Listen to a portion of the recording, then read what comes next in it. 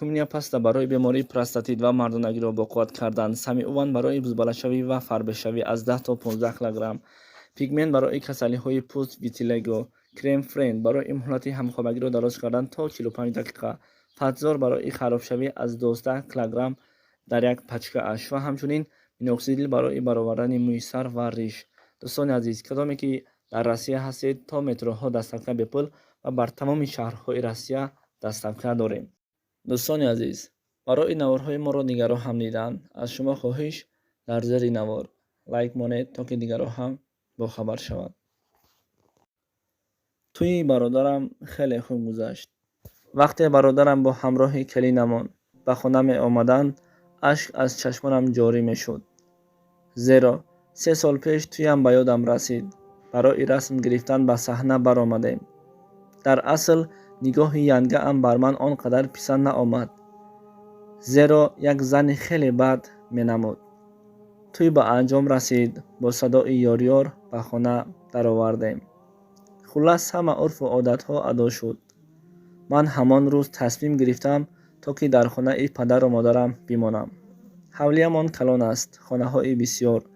اکنون خاطر جمع هستیم، زیرا که در خانه کلیندار شدیم. هنگام صبح بر وقت خسته بینم که دخترم در برم نیست. شاید در حولی هست گفته و بیرون برآمدم. خویش و تباران و همسایگان در بیرون با کلین نو آمده رقص و بازی داشتند، اما من در جستجوی دخترم هستم.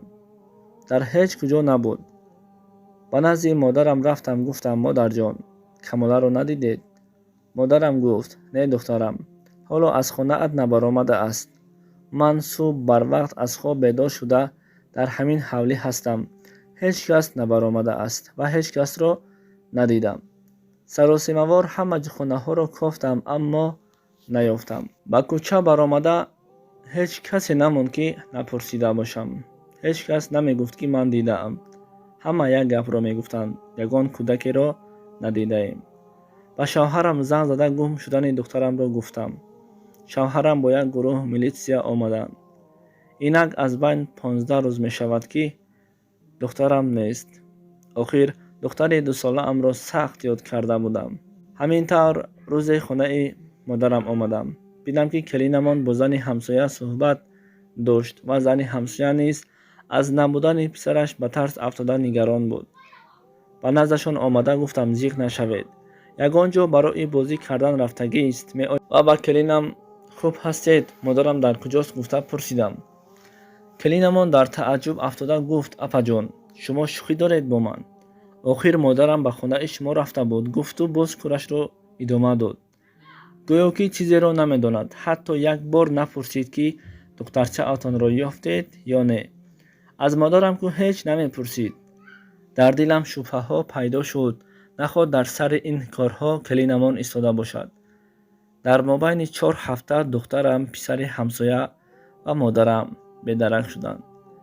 کلینمان باشد بے پروا بود. من او را نظارت کردم و تصمیم گرفتم که همان روز در همان خانه بمانم. کلینمان به نزدم آمد و گفت اپا جان می روید؟ گفته پرسید. من در هیجان افتادم و گفتم من امروز در همین جا می مانم. و همین طور داخل خانه شدم و از پس پرده تریزه نظارت کردم. او به خانه‌ای که من داخل شدم غضبانه نگاه میکرد، گویا که راضی نبود. به ته خانه یعنی به پدول خانه زود در آمده می ایستاد. وقتی به خانه اش داخل شده رفت، من باشم زود داخل همین پدول شدم. همه جا تاریک است. خواستم سویت را گریان کنم. همین وقت کلینمان در دستش کرد یعنی کورچه داشت و به سوی ته خانه پدول می آمد. من از ترس زود خود را پنهان کردم. کلینمان داخل ته خانه شد و سویت را گریان کرد. در اینجا با مانند یک تاقچه از آهن مثل آبگیرک می ایستاد. دهان آبگیرک را باز کرد و از داخل یک دست را گرفت و در او دست چله‌ای که پدرم و مادرم تحفه کرده بود در یادم بود دیدم. دوستان عزیز، اگر خواهید که دوام قصه را بر شما نقل کنیم، پس انتظار باشید در نوار نوبتی دوام قصه البته بر شما رسانیده می شود.